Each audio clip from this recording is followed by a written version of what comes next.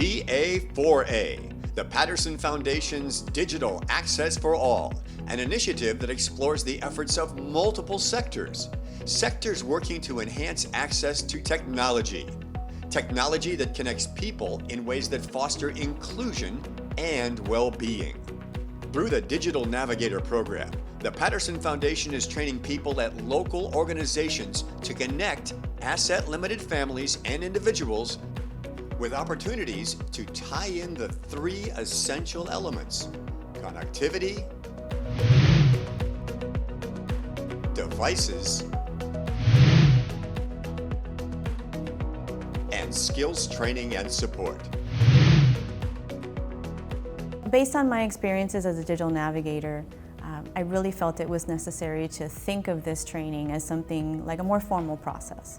Something that we could definitely package and be able to sort of send out into the world and have it be something that could be used over and over again. So we wanted a formal process, we wanted a structured process, but we also wanted a process that would afford the digital navigators the support that they needed in order to be able to do their jobs.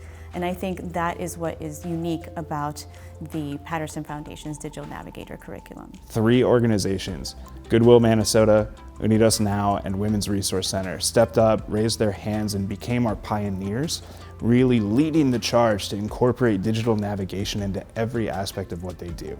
And that has resulted in a myriad of different, really wonderful outcomes, most importantly for the communities and clients they serve. We always knew that there was this thing called the digital divide, and we always knew that it was important for people to have digital literacy skills, but once we reopened, it was critical. It wasn't important anymore. It was a matter of life and death in some instances. So that's really, I think, where we first recognized we need to get better at this. You know, our team is 15 staff and 110 volunteers. So it really makes sense to now take the knowledge that we have and allow our volunteers to be doing that. You can see the client's name Yeah. up top. Okay. Perfect. Okay. Yeah. Excellent. Okay, I've got this. We really want to spend the time with the client, and it is really tough when you have, you know, oodles of things on your plate to give the client the amount of time they deserve and need. Everybody isn't meant to go out and do this. You know, it has to be a special person that's willing to give back, and the patience and the consistency and the education part of it. Digital navigators understand what the digital divide looks like in their community. They understand that it causes problems, so they're there to problem solve. They're very solutions oriented, they're independent people, they're self-starters, they're also highly organized. They don't really need to be told what to do or sort of how to do their job. Once they have the training and the resources, they kind of go on their own, and they're really there to make a difference.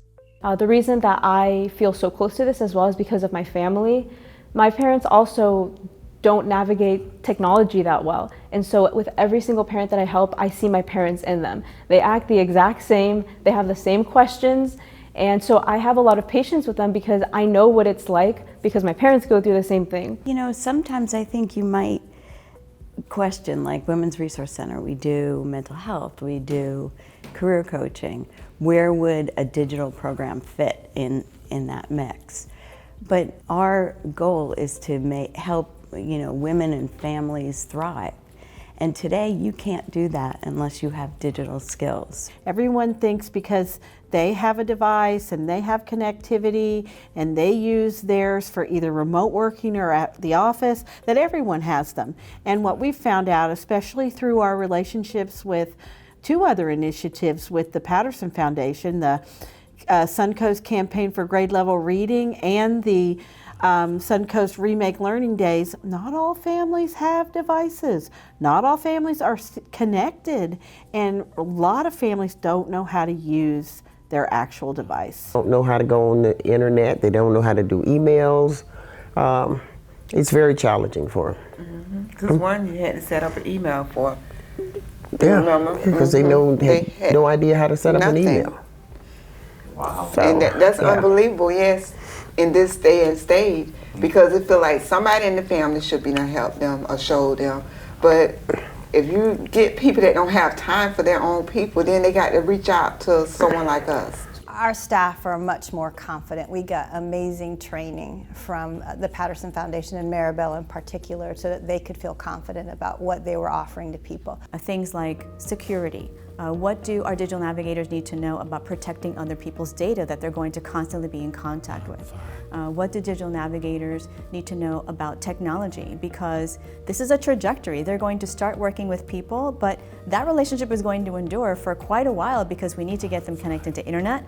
We need to find them a computer or a tablet that makes sense for their family, and we need to get them the skills that they need. And this doesn't happen in an hour or in a day. So it's a long relationship, and it develops over time. We noticed great change in our parents, not only with their abilities, but also with their enthusiasm. A lot of parents were calling me personally and telling me how much their training was meaning to them and the difference they had seen in their lives. We're here at the Goodwill Veteran Services Office, and TPF has partnered with Goodwill Minnesota's Veteran Services Office to bring a connectivity event to veterans close to Veterans Day. So behind me you see lots of resources, folks from all over the community that help veterans. We have our digital navigators here who are meeting with veterans who are active duty and or survivors, and they are helping them with connectivity, with devices. It got a new computer, and when I turned it on, it was popping up with so many different pops-ups and stuff, and I couldn't get to where I wanted to go, and I knew what I wanted set up. And these three gentlemen over here helped me do that. They linked I got a new phone also, they linked my phone and the computer up together. The cost of things now has gone way out of style, but I'm trying to improve, but being in a household by yourself, it makes it rough. Because when you went to serve, you don't think on this. You just went to serve because you want to serve your country, but later on, come back to this little give back to us is a huge give back to us. Once you get out of service, you don't know what you don't know. And then you are just thrown into the civilian world of what resources are available, but you don't know how to access them because you were so committed to being a service member and sacrificing for your community. And then where can you turn to after that was incredibly moving.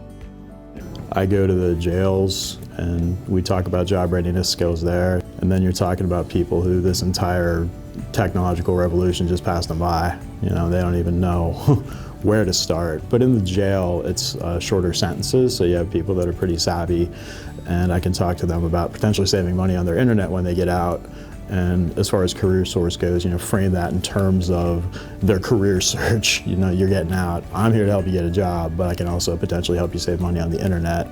And I think that a lot of people don't know that there are low-cost offers that are just still quality and they get the job done, but if you don't know about it, then you feel like you have to buy those pricier equipment to be able to have a device, but that's not true. So learning that myself, I'm now in a better position to let other people know that you can still have a device and not break the bank while doing it. There's a program called the Affordable Connectivity Program that they may be eligible for a reduction of about $30 a month in their internet service. This is an offer for a hotspot, and it shows you here how much it is. This one's $15 a month, but your data is unlimited. And then you also have the Spectrum Internet Assist program at $17.99 a month. Is she eligible for any? Yes, food stamp and SSI. ¿Qué más te dan? SSI y food stamp, ¿verdad? Most of the folks here have internet service, but they're all varying prices. So what we're trying to do is make sure they're eligible for the lowest cost with the highest speeds and the best quality, but then also the program allows for low-cost devices like a tablet or a laptop. A laptop here for $160. They have others. They don't just have that one. Here's another one for $110. This is another provider, Planet ROI. A laptop for $117, and you can look into it. When we get to the EBB portion, they're going to be able to buy a device for $50. You know, they have these low-cost offers, but you don't see them really being advertised. So it's up to people like us, digital navigators, and the community to tell people, hey, there's a low-cost option and it's a quality option, so you should check it out. So definitely from the student perspective, I want to empower or enable students to be able to have the resources that they need to be able to be successful and participate in our society. The comfort with going online to find a job is generational. So, you know, young people are used to that. They're used to going online and they're used to working with their documents and uploading and those kind of things. But with the older generations, I think sometimes there's a fear factor right up front that prevents them from just even logging on.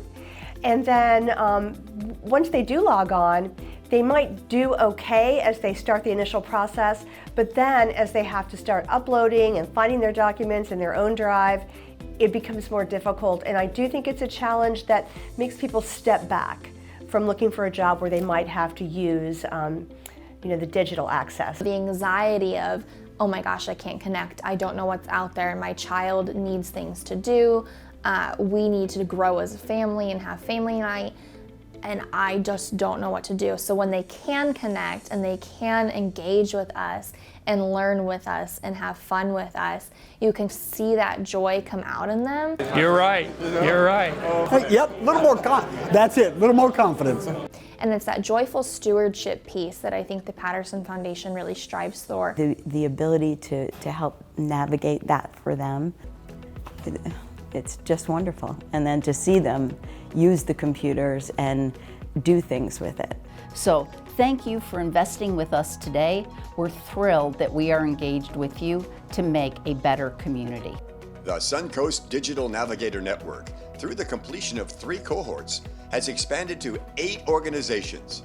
Now, more than 25 digital navigators through the 4-county region are helping countless families unlock endless access to resources daily. DA4A. Learn more by visiting thepattersonfoundation.org.